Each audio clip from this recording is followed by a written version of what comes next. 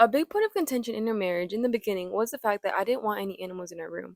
We have a dog named Dobie and a cat named Aurelia that my husband Brendan got before we were married. And it just got really annoying dealing with like the dander, the fur on the clothes, on the bed, everywhere. Our room is not that big.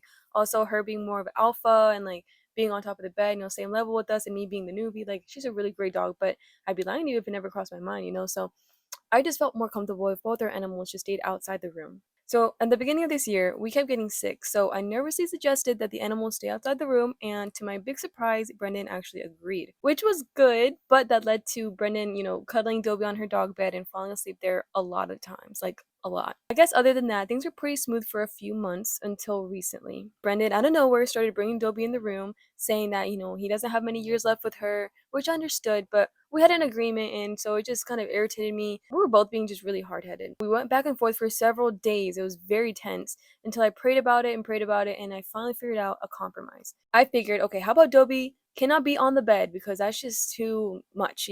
But she can be on the little side things that we have, which actually works great because I ended up putting like a cloth on top where she walks, and it's a lot easier to clean. And also, if Brendan wants to cuddle with her, he can just go to the side of the bed and still cuddle her without her being actually on the bed. Overall, marriage is definitely about compromise. He definitely still wants her on the bed, and I prefer no animals in the room at all. But I feel like we came to a happy medium. And to be honest, it's really nice having her around. She's a really sweet dog. Now, let's just hope he doesn't start bringing Aurelia in again because as much as I love her, Cass is just a different story, y'all.